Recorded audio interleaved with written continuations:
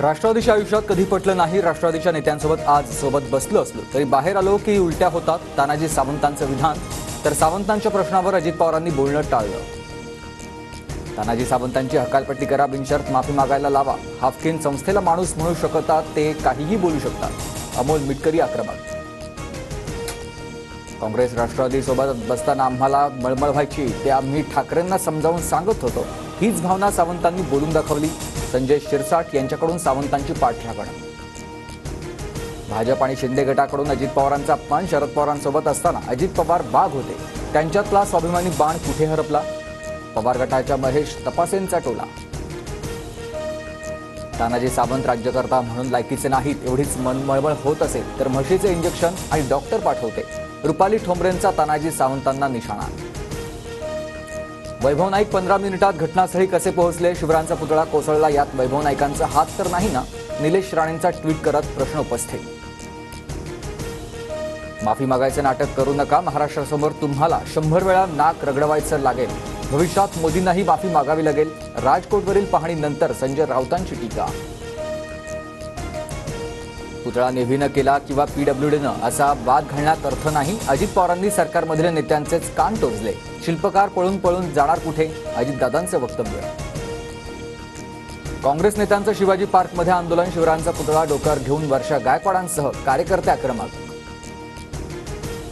राजकोट किल्ल्यावरील पुतळा अपघात प्रकरणी बांधकाम सल्लागार चेतन पाटील पोलिसांच्या ताब्यात. स्थानिक गुन्हे अन्वेषण शाखेची कारवाई. आम्ही उद्या मालवणला जाणार. 1 सप्टेंबरला पुतळा कोसळलेल्या ठिकाणाची पाहणी करणार. मनोज जरांगींची माहिती. आगामी विधानसभा निवडणुकीत अजित पवार गट महायुतीमध्येच राहणार. भाजप हायकमांडकडून शिक्कामोर्तब. दिल्लीतील भाजप नेत्यांचे राज्यातील नेत्यांना निर्देश. सूत्रांची माहिती. युतीतील एक पक्ष उमेदवारी कसा जाहीर करतो? नाव न घेता हर्षवर्धन पाटलांचा अजितदादा गटावर निशाणा. पुढील आठवड्यात फडणवीसांना भेटणार. हर्षवर्धन पाटलांची प्रतिक्रिया. पंतप्रधान मोदींच्या हस्ते पालघरमध्ये वाढवण बंदराचं भूमिपूजन. मुंबईच्या बीकेसीमध्ये मोदींच्या उपस्थितीत ग्लोबल फिनटेक समिटही. वाढवणमुळे मोदींचं नाव इतिहासात कोरलं जाईल. फडणवीसांचं वक्तव्य. तर वाढवणमधील एकाही व्यक्तीला वाऱ्यावर सोडणार नाही, अजित पवारांचं आश्वासन. वाढवण बंदराच्या विरोधात स्थानिकांचं आंदोलन. काळे झेंडे दाखवत स्थानिक भूमिपुत्र आणि मच्छीमारांकडून निषेध व्यक्त. शरद पवार Z+ सुरक्षा नाकारण्याची शक्यता. Z+ सुरक्षेमधील काही अटी पवारांना अमान्य. सूत्रांची माहिती. मी सकाळी लवकर उठतो हा डायलॉग माझ्यामुळे बंद झाला. सुप्रिया सुळेंचा अजित पवारांना टोला. तर लवकर उठतो माझं वय झालं असं पवार कधीच बोलले नाही. सुप्रिया सुळेंचं वक्तव्य. जितेश अंतापूरकर आणि झिशान सिद्दीकींची काँग्रेसमधून हकालपट्टी. काँग्रेस प्रदेशाध्यक्ष नाना पटोले यांची माहिती. जितेश अंतापूरकर आजच भाजपमध्ये प्रवेश करणार. विधान परिषद निवडणुकीमध्ये अंतापूरकरांवर काँग्रेस पक्षाच्या आदेशाविरोधात मतदान केल्याचा आरोप. कोल्हापुरात गोकुळ दूध संघाच्या वार्षिक सर्वसाधारण सभेमध्ये गोंधळ. सत्ताधारी आणि विरोधक एकमेकांसोबत भिडले.